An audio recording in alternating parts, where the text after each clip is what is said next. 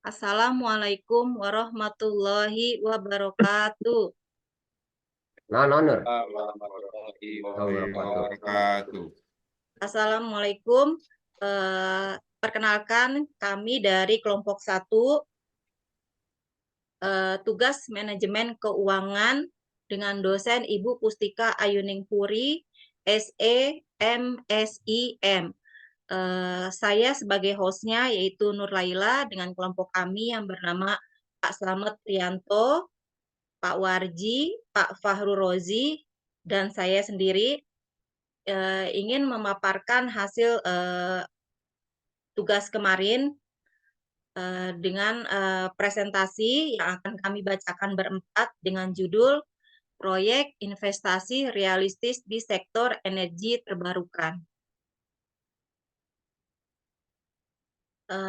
Dengan latar belakang perusahaan PT Energi Hijau Indonesia atau EHI yang bergerak di bidang industri energi terbarukan, proyeknya pembangunan pembangkit listrik tenaga surya PLTS di Provinsi Jawa Tengah. PT Energi Hijau Indonesia atau EHI adalah perusahaan yang bergerak di bidang energi terbarukan, fokus pada pengembangan dan pengoperasian pembangkit listrik tenaga surya. Indonesia memiliki potensi besar dalam energi terbarukan, terutama tenaga surya, mengingat posisinya di garis khatulistiwa yang mendapatkan sinar matahari sepanjang tahun. Tujuan dari proyek ini adalah satu, meningkatkan kapasitas energi terbarukan di Indonesia untuk mengurangi ketergantungan pada bahan bakar fosil. Yang kedua, menghasilkan listrik sebesar 100 MW untuk didistribusikan ke jaringan listrik nasional. Yang ketiga, mendukung pemerintah Indonesia untuk meningkatkan porsi energi terbarukan dalam bauran energi nasional. Slide selanjutnya akan dibacakan oleh Pak Slamet. Silakan Pak Slamet. Oke, terima kasih untuk sumber energi terbarukan. Rencana proyek lokasi itu di Kabupaten Pati, Jawa Tengah, luas lahan 150 hektar untuk kapasitas 100 MW. Waktu pelaksanaan 2 tahun 2024 sampai 2026. Untuk total investasi itu 150 juta US dollar. Sumber pendanaan itu dari ekuitas perusahaan 40% atau 60 juta US dollar. Pinjaman bank itu 30%, 45 juta US dollar. Untuk investor swasta 20% itu 30 juta US dollar. Subsidi pemerintah dan hibah internasional itu 10%, 15 juta US dollar. Baik, selanjutnya Pak Slamet. Untuk tahapan pelaksanaan itu di tahun pertama itu studi kelayakan analisis dampak lingkungan dan perizinan, pembebasan lahan dan persiapan infrastruktur dasar. Yang berikutnya pengadaan komponen panel surya dan peralatan lainnya. Dan selanjutnya pembangunan fase awal struktur dan pemasangan panel surya pertama. Itu tahun kedua. Penyelesaian pembangunan instalasi sistem jaringan dan integrasi dengan PLN, uji coba operasional, dan pengaturan akhir. Bisa dilanjut Pak Slamet? Oke, untuk analisis keuangan, proyeksi pendapatan tarif jual listrik itu 0,08 per kWh US dollar, produksi tahunan 150 kWh, untuk pendapatan tahunan itu 12 juta US dollar. Untuk biaya operasional tahunan itu pemeliharaan dan operasional itu 2 juta US dollar. Biaya tenaga kerja itu 1 juta US dollar, biaya lain-lain itu 0,5 juta US dollar. Jadi total biaya operasional itu 3,5 juta US dollar. Proyeksi keuntungan bersih tahunan. Pendapatan tahunan itu 12 juta US dollar, biaya operasionalnya itu 3,5 juta US dollar. Keuntungan bersih 8,5 juta US dollar. Selanjutnya Pak Slamet untuk analisis resikonya. Oke, untuk analisis resiko teknis. keterlambatan dalam pengiriman komponen atau kegagalan teknologi ataupun peralatan, risiko keuangan, fluktuasi nilai tukar mata uang asing, terus perubahan suku bunga pinjaman. Untuk resiko regulasi, diantaranya perubahan kebijakan pemerintah terkait subsidi energi terbarukan, kesulitan dalam memperoleh izin dan persetujuan. Untuk mitigasi risiko, untuk kontrak pengadaan dengan pemasok terpercaya, hedging untuk melindungi dari fluktuasi mata uang. Berikutnya, keterlibatan konsultan hukum dan lingkungan sejak awal. Baik, untuk manfaat proyeknya bisa dibacakan dengan Pak Warji. Silakan Pak Warji. Oke, terima kasih. Terima kasih Bu Nurella bersama teman-teman. Manfaat proyek lingkungan mengurangi emisi karbon dan polusi udara. Ekonomi menciptakan lapangan kerja lokal selama dan setelah konstruksi. Konstruksi sosial meningkatkan akses listrik di daerah pedesaan dan semi perkotaan. Untuk kesimpulannya silakan Pak Warji. Kesimpulan proyek pembangunan PLTS 100 MW oleh PT Energi Hijau Indonesia adalah investasi yang potensial dengan dampak positif yang signifikan dan dari sebagai lingkungan, ekonomi maupun sosial. Dengan perencanaan yang matang dan mitigasi risiko yang tepat, proyek ini diharapkan dapat berkontribusi pada tujuan energi terbarukan nasional dan memberikan keuntungan yang berkelanjutan bagi perusahaan dan para pemangku kepentingan. Baik, terima kasih Pak Warji. Untuk analisis bisa dibacakan dengan Pak Faru Roji. Silakan Pak. Ya, terima kasih untuk Bu Nurella dan Pak Warji. Analisis penilaian investasi. Untuk menghitung net present value atau NPV, proyek pembangunan pembangkit listrik tenaga surya atau PLTS 100 MW oleh PT Energi Hijau Indonesia. Kita perlu mempertimbangkan pendapatan tahunan, biaya operasional, investasi awal, dan tingkat diskonto. Bentar Pak. Bisa Untuk itu slide ya, untuk yang hitung netnya Pak. ya, siap. Untuk hitungan net present value atau NPV proyek tersebut dengan asumsi 1. Investasi awal sebesar 150 juta US dollar, 2. Pendapatan tahunan sebesar 12 juta US dollar, 3. Biaya operasional tahunan sebesar 3,5 juta US dollar, 4. Keuntungan bersih tahunan sebesar 8,5 juta US dollar, 5. Masa operasional 20 tahun, dan 6.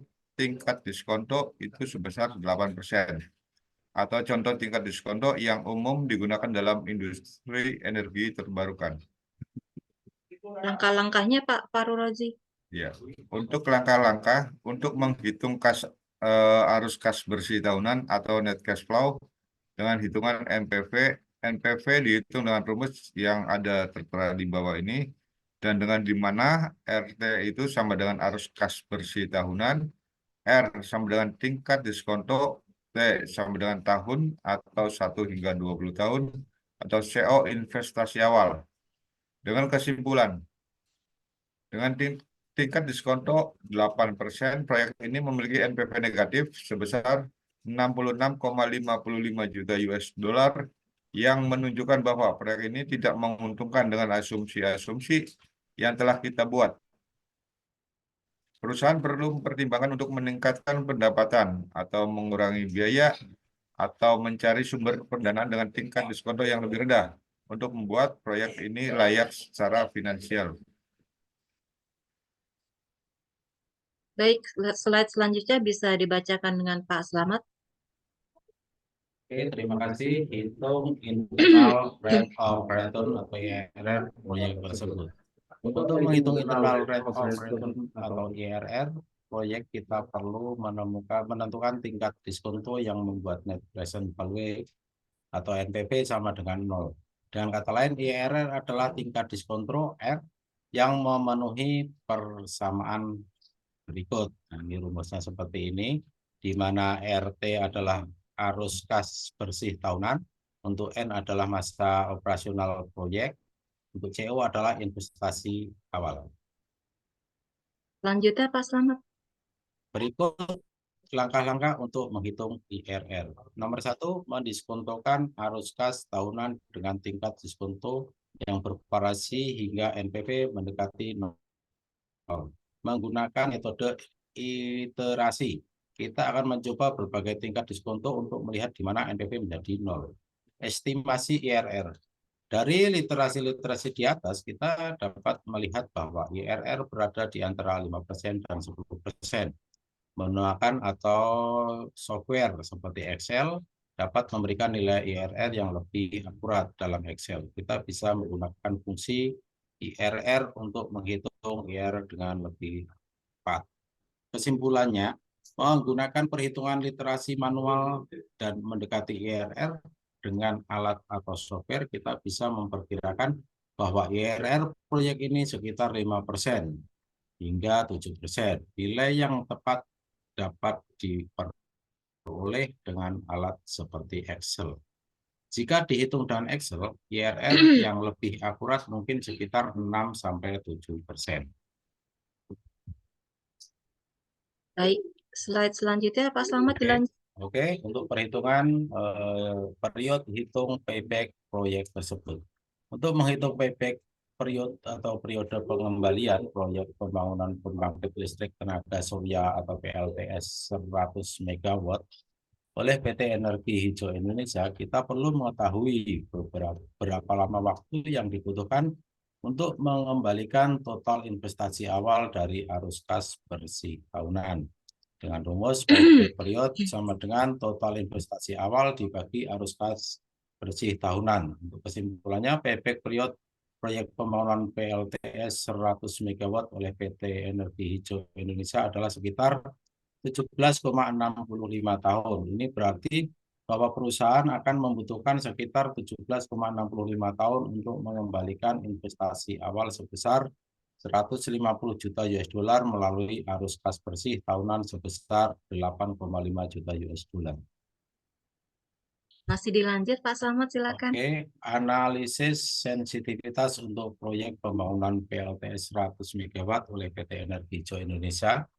Untuk analisis sensitivitas membantu memahami bagaimana perubahan pada variabel-variabel penting mempengaruhi hasil proyek seperti NPV, IRR, dan payback period. Kita akan menganalisis dampak dari perubahan pada dua variabel utama. Yang pertama, biaya modal atau tingkat diskonto. Yang nomor 2, proyeksi arus kas bersih tahunan. Untuk yang kedua, menggunakan metode literasi. Kita akan mencoba berbagai tingkat diskonto untuk melihat di mana NPV menjadi 0. Perhitungan manual pendekatan mulai dengan mencoba tingkat diskonto yang berbeda dan menghitung NPV.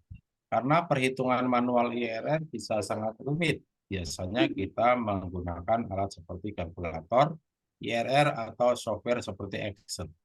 Namun untuk memberikan gambaran, kita akan melakukan estimasi IRR secara manual.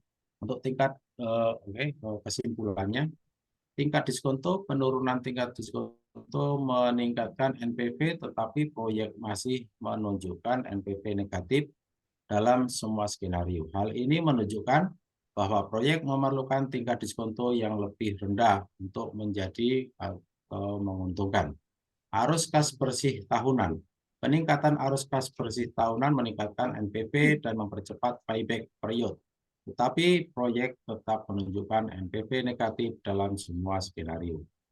Proyek ini lebih sensitif terhadap perubahan dalam arus kas bersih tahunan dibanding dengan perubahan dalam tingkat diskonto. Proyek ini membutuhkan peninjauan lebih lanjut untuk meningkatkan arus kas atau mencari cara untuk mengurangi biaya modal agar menjadi layak secara finansial.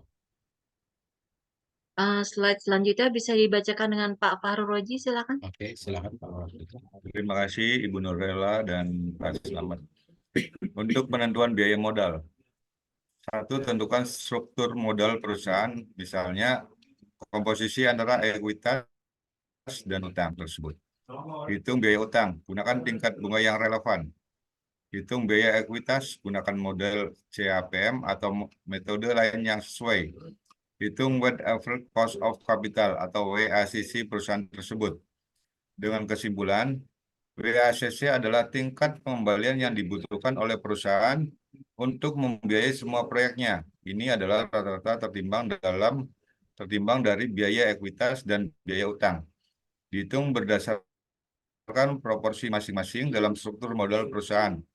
Dalam kasus ini, WACC sebesar 9,943% menunjukkan tingkat pengembalian yang diharapkan oleh para pemegang saham dan kreditur yang membiayai proyek PLTS 100 MW oleh PT Energi Hijau Indonesia.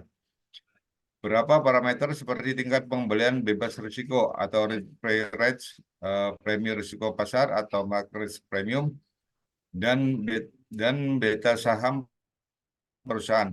Berdasarkan asumsi yang telah diberikan sebelumnya, kita akan menghitung biaya ekuitas menggunakan model CAPM. Untuk menghitung biaya ekuitas menggunakan model CAPM.